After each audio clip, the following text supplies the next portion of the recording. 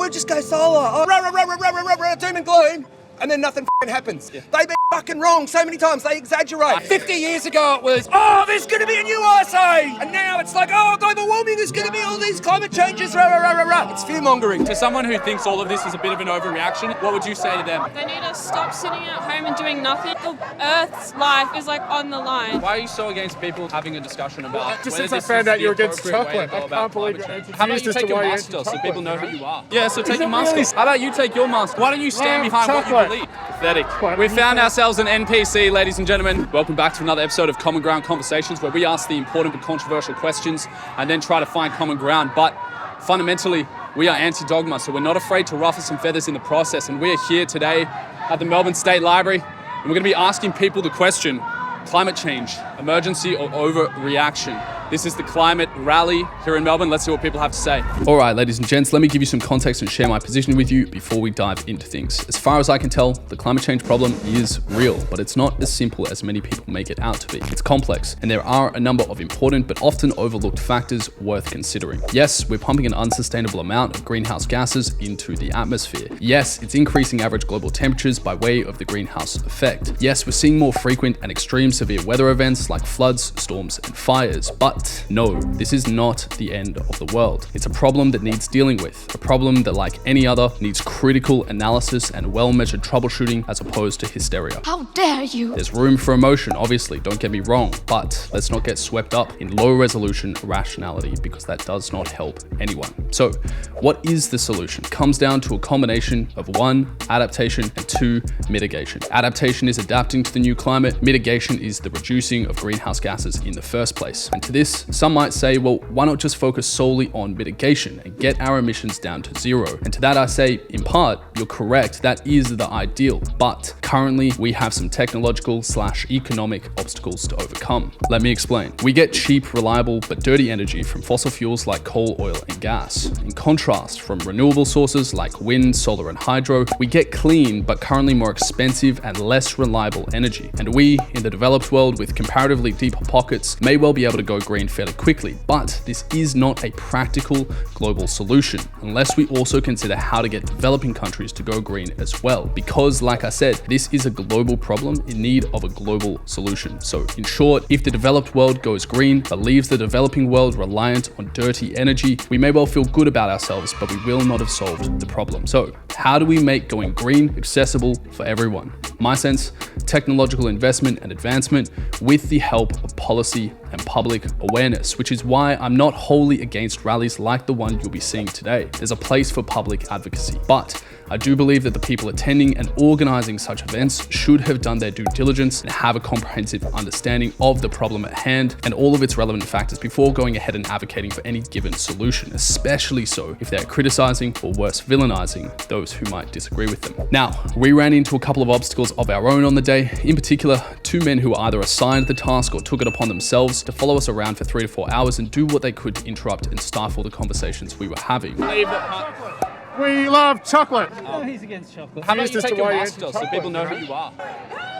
Mask off? Yeah. Why don't you stand behind what you believe? Yeah, so take your mask off. How about you take your mask off? You know, COVID's everywhere, right? Happens when you get... Pathetic. We found ourselves an NPC, ladies and gentlemen. Which is in part why this episode is a short one. Now, to be fair, my understanding is they thought we were some kind of right-wing media outlet looking for gotcha moments, ready to twist and manipulate the footage that we got to show people who we were interviewing in as bad a light as possible. And if that were the case, I can understand why they behaved the way they did. I don't condone it, and it was rather frustrating, as you'll see, to be on the receiving end of it, but I do understand. So my hope is that they'll watch this episode and better understand our intentions. We truly do believe that dialogue is the way. We have some complex problems to face, and we should be open to exploring exactly how we best face them together. And one last thing which I'm now going to read here. In reflecting on the episode, I have a question both for myself and for each of you. What do you think is the appropriate response to someone who persistently follows you and tries to silence or suppress your dialogue with other people, just as these 2 gentlemen did on the day? Because ideally, I want to establish and maintain a collaborative tone in my conversations. I don't want it to degenerating into a me versus you mentality if I can avoid it. But in this instance, as you can see, my tone does become combative. If you think that was the right move, I'd like to hear from you in the comments below. If you think there was a better way to go about it, I also want to hear from you in the comments below. Please do let me know what you would have done differently and why. I'll be reading all of your comments and taking the feedback on board.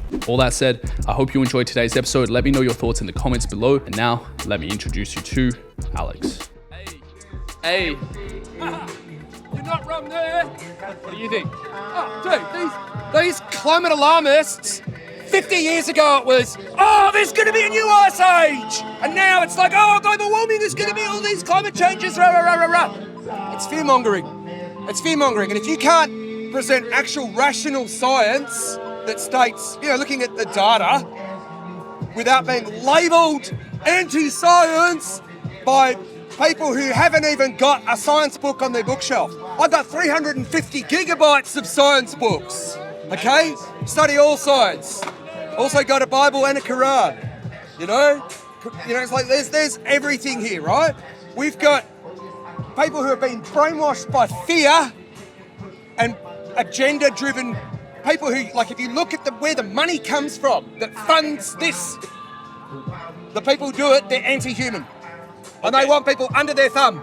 They want to take away people's energy and people's food, and they go, oh, it's all climate crisis crap, right? So I want to say this, it's an exaggeration. I want to see where we can find common ground. Because there are, what is a problem is deforestation. Absolutely, we need to stop doing that. We also need to stop with the deadly dozen organochlorides, toxically polluting the underground aquifers. We need to be very careful with how we do, say, coal seam gas fracking, right? Especially near food areas, What do you think about getting rid of coal, oil and gas in Australia? Well, I think that we would be stupid to cut off our own foot.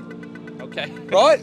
Oh, well, let's do that, right? And then they turn off all the power plants, and then people are going, oh, look, I can't even get online to talk to all my friends because they don't have any electricity. They can't run their refrigerators. They can't run anything. So, okay, where are the solar panels coming from, right? I know that some people would say, well, where are the solar panels coming from, right? Oh, we'll just go solar. Oh, yeah, great. Where are the solar panels made? 70% of the solar panels are made in China. And what energy source do they use to make those solar panels? Coal. They burn Australian coal and Chinese coal. Right, now that's inherently only bad if you don't scrub it and remove the sulphur, because then you get a little bit of acid rain, right? But you can use the carbon dioxide for algae treatment ponds to make biofuels, right? Carbon dioxide's natural. So toxification's very bad, right? Do you believe that climate change is real? Of course it is. Okay. Yeah, but is it? What's the percentage that man are responsible for? Right? What's the percentage that man's responsible for? So what do you think? So let's say. Oh, I think we're responsible for about 3%. Okay? And compared to what volcanoes put out, right? Look at Yellowstone. If Yellowstone blows, there'll be a fucking nuclear-style winter for maybe 40 years, maybe more, because there'll be an ash cloud across the entire northern hemisphere. So by the way, right? Do you think that the bad guys don't know about this? Who are the bad guys? Wow, the people who are turning people against each other. Who are they? Wow, Klaus Schwab.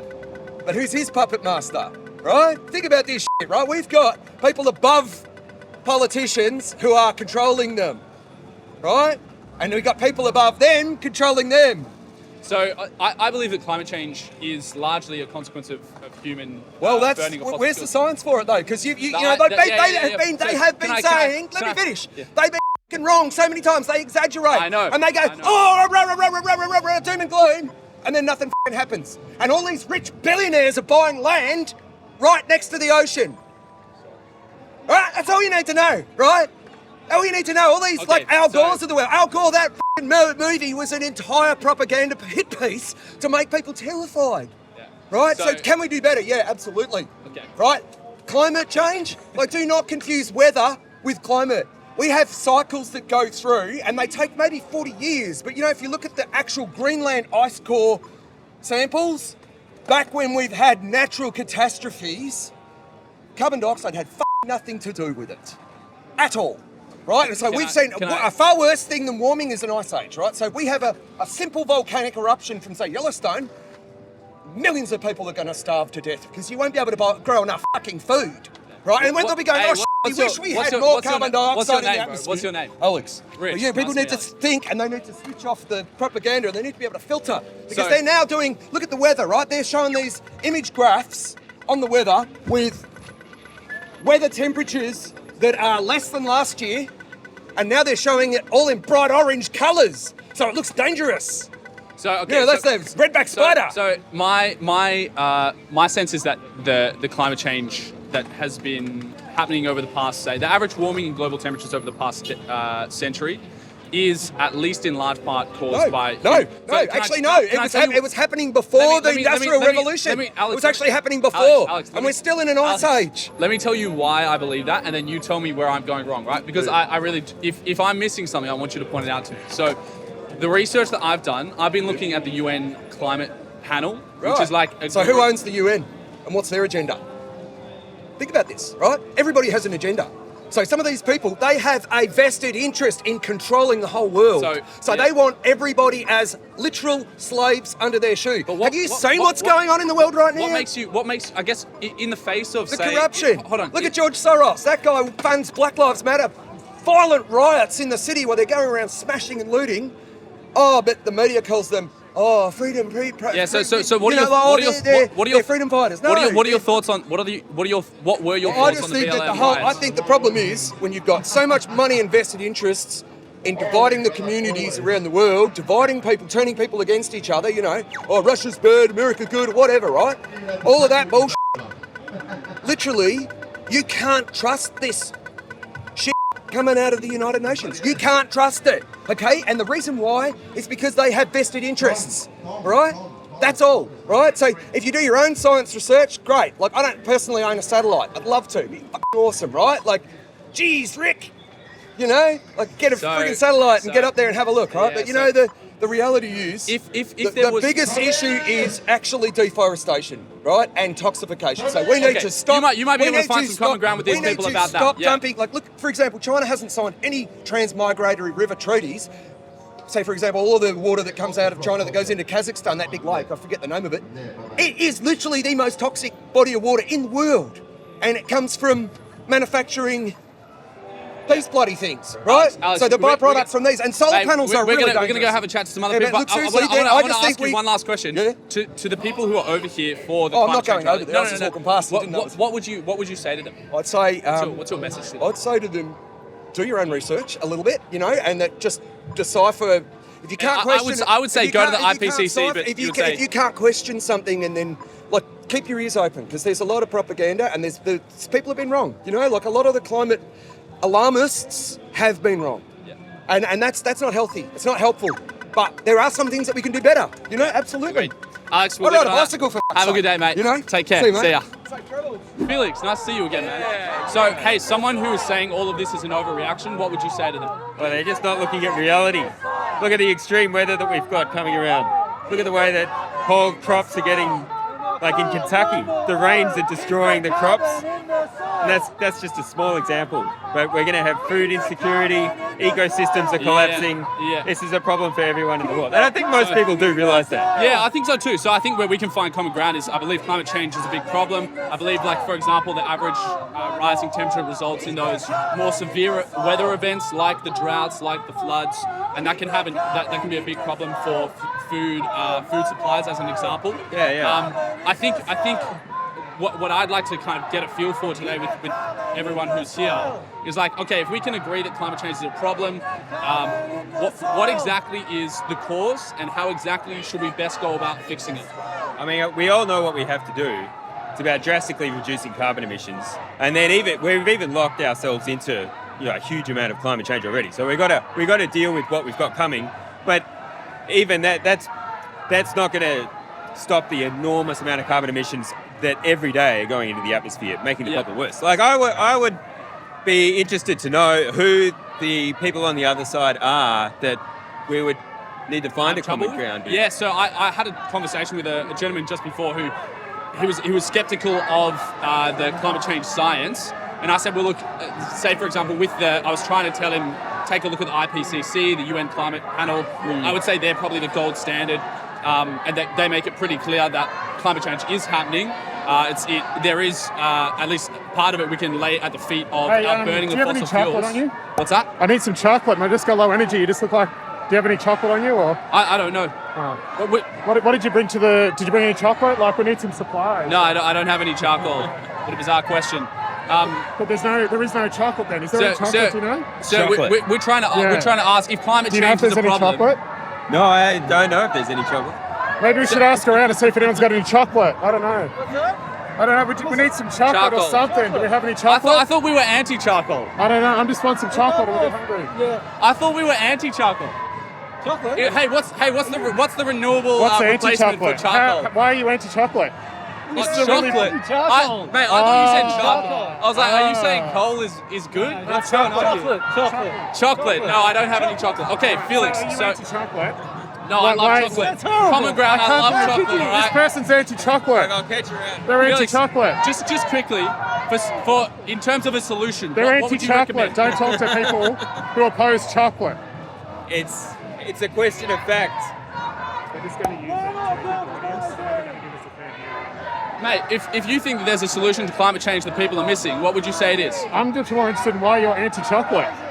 Right, okay. Like I came and asked for chocolate. We found ourselves an NPC, ladies and gentlemen. We'll let you go. Certified NPC. They're literally saying "F you" to our Prime Minister. I beg your pardon? What was that? You. To Albert. a future too. Yeah. So what would you say is missing? This person's anti-chocolate. I asked them for chocolate. They said no chocolate. Is chocolate a safe Don't word of some engage with an sort? anti-chocolate. What, to We someone who support chocolate. doesn't We understand support this, chocolate. what would you say to them? Chocolate. We support chocolate. Chocolate. Mate, what do you think the solution is? What It's the solution. Chocolate. Chocolate. You see me? I don't get it. I don't get the joke. You have a problem with chocolate? What's the joke? Do you have a problem with chocolate? No, I don't. My favourite friend. You seem to follow us. We haven't discussed all confectionery. What's your feeling on all confectionery? You're against chocolate. Yeah, Generally NPC. Wow. If you actually want to have a chat about climate change, then I would be willing to, unpack it with you. I would have thought that if you wanted to convince people who don't agree with you to take action, which is my sense of what this is all trying to do, you would try and express I'm why on the you right believe side what of you believe. history. Chocolate is the right side of history. I love your TikToks, man. Thanks, man. Yeah, I no worries. appreciate it. Hey, what do you think about all this? Do you think this is an overreaction, or do you think it's an emergency? He's against chocolate. I have no issue if he doesn't like chocolate, he likes chocolate. Really? It's for him to decide. You think that's a legitimate position to not like chocolate? This guy's just trying to But intro. he doesn't like chocolate. I know. As a Christian, I'm offended. You don't like chocolate. Jesus said we should love our neighbours as ourselves. if So people- should we give people chocolate? I love chocolate. I Why should are you give so my neighbour against? chocolate. Chocolate? Why are you so against people having a discussion about? Just whether since I this found is out the you're against appropriate way to chocolate, go I about can't believe you're climate change? anti-chocolate. Confused. Yeah. Well, I'm just how about confused you as take to your why you're mask off so people know who you are? Make mask off? Yeah. Why don't you take the mask off? I think that organisers I asked mean, people. why don't you stand Love behind what chocolate. you believe? Talk about chocolate. Yeah, so take Is your it mask really off. such a... Take your mask off. Love chocolate. Yeah, I thought so. Love I thought chocolate. How about you take your mask off? COVID's everywhere, right? And you know what happens when you righto. get you know what happens when you get COVID? COVID's everywhere and yet you come When you to a get rally like COVID, you this. can't eat Look at all your chocolate. social distancing You following us can't, around. you can't eat chocolate, you know? Pathetic. Pathetic. Obviously, you're here to support climate We change, love chocolate. We and you love believe chocolate. believe that We part love of the chocolate. solution is going vegan, We love chocolate. and you believe that part. We love chocolate. Do you like chocolate? Yeah, I do like How about you take your So you're mask pro off? chocolate. Show people who you are. Why stand, are you stand behind what you anti-chocolate? believe. Why are you anti-chocolate? That's what I thought. He's anti-chocolate. Yeah, hey, if you were going to convince someone who isn't vegan to go vegan, what would you say to You them? give them chocolate. I would say that every time they buy Give meat, them dairy, and chocolate. eggs, they Give are them funding the chocolate. climate Give crisis. them chocolate. They are also funding animal abuse and cruelty because animals are tortured on the dailies just so you can have a piece of meat on your plate. Whereas We love you chocolate. can have a We vegan love diet. chocolate. You can still eat chocolate as a vegan. Vegan chocolate. There's good vegan chocolate vegan as well. ice cream. 95% lint. I eat ice cream, chocolate, everything, and I'm vegan. confectionery. That seems to be what I think. You can thrive on a plant-based diet. Sorry, man. We're what? Sorry, we're a right-wing vlogger. Hey, did you say? no, I said I love chocolate. Yeah, of course you did. Yeah, So chocolate's good. I would recommend Well, the Lint's question is, why don't we 95%. have That's chocolate? my personal favorite vegan chocolate. Question is, I why also don't we like have Tana. chocolate, you know? Tana's a good Yeah, one. Pana Organic is So really good. I think that potentially veganism could be part of the solution to climate Yeah, change. exactly. I think right now though it's difficult to get at mass people to go vegan. Yeah, but it's definitely worth trying because even if we stop all the government fossil fuels, animal agriculture still has a massive impact. It takes up 20% of the total annual emissions. So there's no way of eliminating the climate crisis by 2030 if people are still eating meat, dairy and eggs. Based on the research that I was doing to kind of familiarize myself with all this ahead of time as well, was if everyone when we go vegan, we cut our emissions in our diet by about 50%. Yeah. Is that roughly what you're familiar with as Yeah. well? Okay, so. And my understanding from there as well is that our diet, if in the grand scheme of all of our emissions from electricity and coal burning and all that, fossil fuels, whatnot, it accounts for about 4% of our total emissions, which is why even if people go vegan, could be a part of the solution. But I think beyond that, you would also need to consider like what these people are advocating for, a clean transition off fossil fuels to something like renewables or nuclear. I think we need to stop everything that's contributing to climate change. So that includes urging the government to take action like we are doing now, but it also means individual footprints. So that means like going to a plant-based diet, using public transport or like electric cars, single-use plastic, all those kinds of things. Joining Bank Australia, joining like a sustainable superannuation that doesn't fund fossil fuels. That instead funds things like renewables and that kind of tech sector. So I'm a big believer. I think that a major part of the solution in getting Australia and other countries into a greener future is investment in technology. I think it's a good idea that if we have if we do have a lot of capital, whether it's with the various banks, that it would be a great thing if we could support investment in those green technologies as a way of moving forward. Yeah. Why do you think, right? Why do you think that isn't the case at the moment, right? Like, what's stopping us from doubling down on technological investment in the green space? I think that it's because the government is obsessed with money, and all these organisations that they're funding are getting their money, but they don't realise they're killing the planet as well. But if you join things like Bank Australia, they fund renewable energy. So I'm with Bank Australia and I'm vegan, so I've taken a lot of individual steps to stop climate change, and I definitely want to take more and do more research. Yeah, no, awesome. And I guess so we just got to dodge a little bit of manure here. Yeah.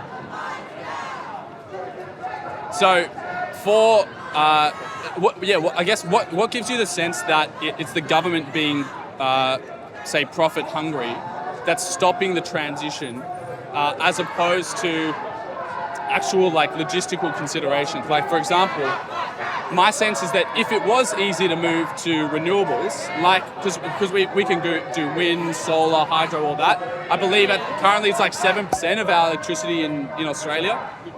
My sense is that if it was really easy to just switch, we would do it. Yeah. Why do you think that transition isn't happening? Is it just because of profit incentives, or do you see it also being like a technological barrier? I'm not too sure, honestly, but I just think like the government is closing their eyes to the problem and not really bothering to actually go to the extent. Like, it's definitely going to be hard because they need all the people that have jobs in like the fossil fuel industries are going to have jobs if those industries close down. Yeah. So that's something the government needs to consider though, because like the Earth's life is like on the line. Like, there's no point in getting money if the Earth's going to die soon anyway. But yeah, I guess I think some people would view that claim that the Earth's going to die as a little bit over-catastrophizing, but that's okay. I think where we can find common ground is if there are 50,000-ish, 60,000-ish people in like the coal, oil and gas industry, we need to have a solution for those people too. Yeah, What do you see as, like, let's say, for example, if say in 10, 20 years, we could go completely green, what do you think is the best way to get those people in the coal, oil and gas industry into another industry? I think just like switching them over to renewable energy jobs, if that's possible. Like, So like retraining? yeah, like they can.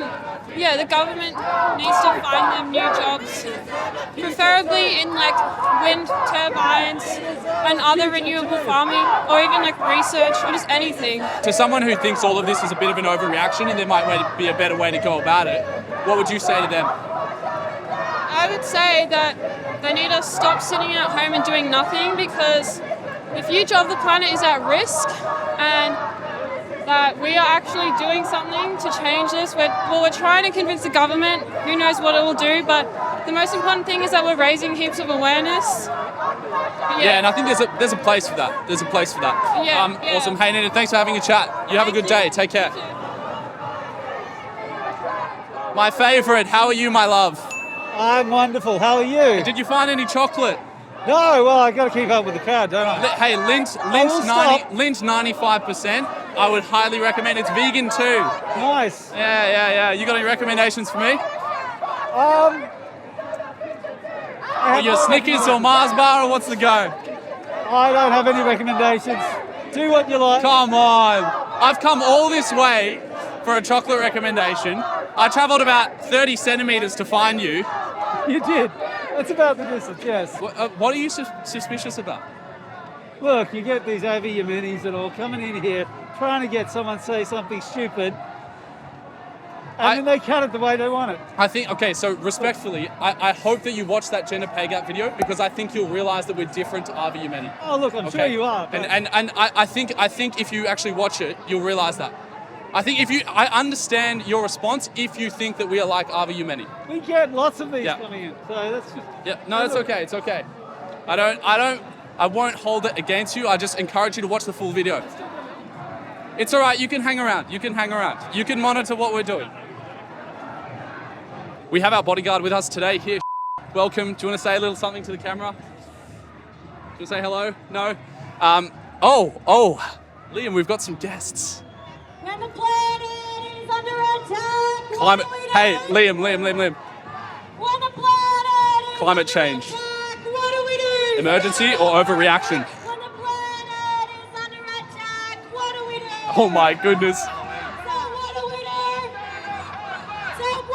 do? It's a bit early for Halloween. Ladies and gents, I was hoping for another chill day here at Melbourne State Library, but unfortunately not. We are, we've come into contact with a wild rally. Mesdames et messieurs, ladies and gentlemen, that is a wrap for today's episode. I hope you enjoyed it. If you did, and you believe in what we're doing here at CGC, you believe in asking the important but controversial questions and then trying to find common ground, you can support us in one of three ways. One, like the video if you believe more people need to see it. It helps pump it up in the YouTube algorithm. Two, subscribe to the channel and hit the bell notification icon if you want to get notified when we drop our next episode. And three, if you want to support the project beyond sharing it with family and friends, the best way to do so currently is grabbing yourself a deck of our controversial conversation cards. They are an easy way to gamify the process of asking and exploring these important but controversial questions in your own life, because don't ever forget it, your voice matters too. You are a part of the solution here, and your curiosity is not a crime, it is a virtue. That said, if you want to have these conversations with me in real time, then head over to our Insta. We're now going live every week at these times. Come along, say hey, unpack some of these juicy questions with me. Let's see where we end up, and I look forward to seeing you there. With all that said, do stay curious, stay open-minded. Remember that the goal is not to win, the goal is to find common ground. Dialogue is the way. Thank you again for all the love and support. Take care of yourselves. I will catch you in the next episode. Auf Wiedersehen, good night, ciao.